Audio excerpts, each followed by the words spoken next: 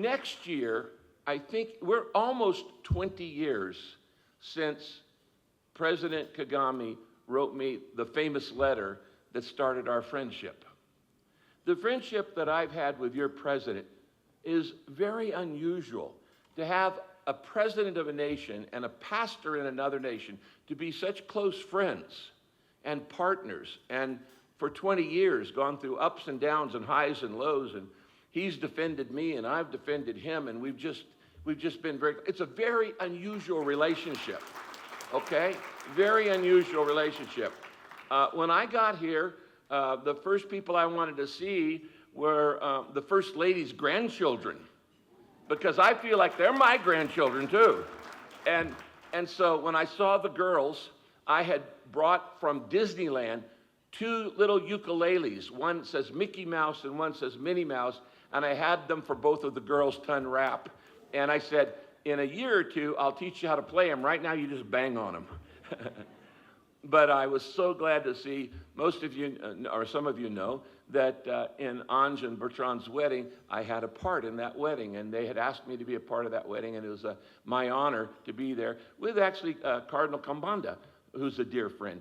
And while COVID was going on, Archbishop Kambanda became Cardinal Kambanda, and that was a big thing. But we are so happy to be back.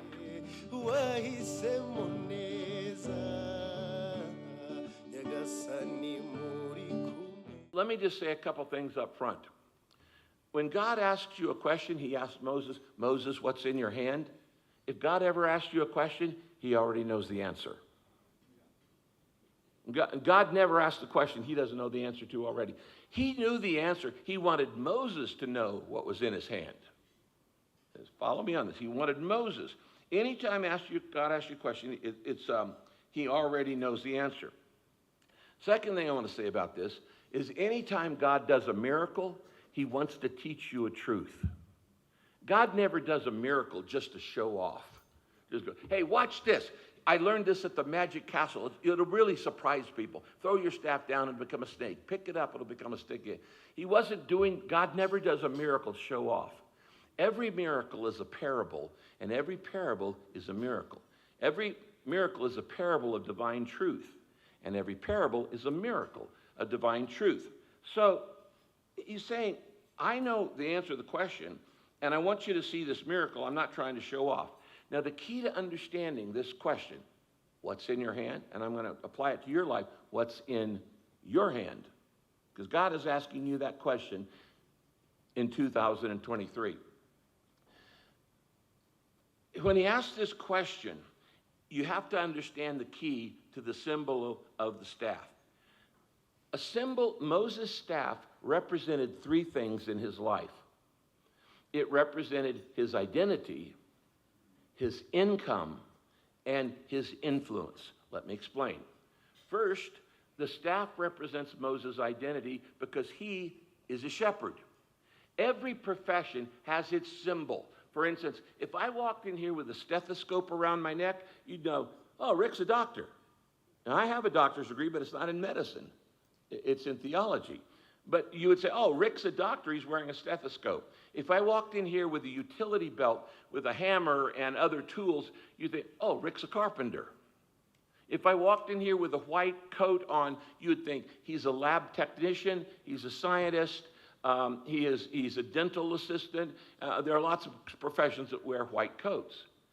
The symbol of a shepherd is a shepherd's staff. So it represents who he is, his identity. Moses is a shepherd. And so this is the symbol of who he is. But it's more than that. It's also a symbol of what he owns, his income. In these days that this happened, there were no banks. There was no money. All of your wealth was tied up in livestock. So if you had a lot of sheep, a lot of cattle, and a lot of goats, you were very wealthy. If you had a few cattle, sheep, or goats, you were okay. If you had no cattle, sheep, or goats, you're poor. And so that's why in the book of Proverbs, God says, know well the condition of your flocks. He's saying, keep your business interest closely. Know whether your profit and loss is working out. Keep an eye on your business and assets. Know the condition of your flocks. Today he would say, know the condition of your stocks, because that was your income. So Moses' staff represents his identity, who he is, and it represents his income, what he has.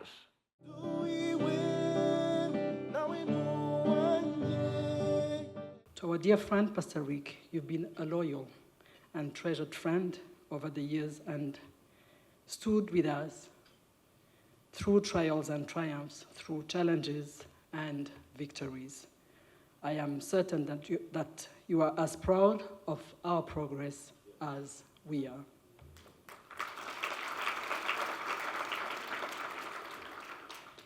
Indeed, you've preached the word of God in the most digestible, loving, non-judgmental, and practical of ways possible.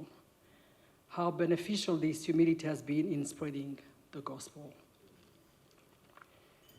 Watching your unshakable, inexhaustible faith in the midst of storms, your humility and compassion for humanity, your willingness to share a platform with the downtrodden and once worst offenders, now reformed, of course, are some of the reasons I kept visiting Saddleback whenever I would be on the West Coast. And what I witnessed was real. Ladies and gentlemen, Pastor Rick Warren is not just a man of God, he is a man of action. He is a man of commitment, of fairness, of empathy, of peace. Thank you, Pastor Rick, for believing. Thank you for believing in Rwanda, even when it was unpopular to do so. Despite the darkness that made our history, you saw the light in our determination to overcome. I'm certain when I say that our progress as a nation is a victory for you too. You have loved this country so faithfully, and be assured that this country loves you back.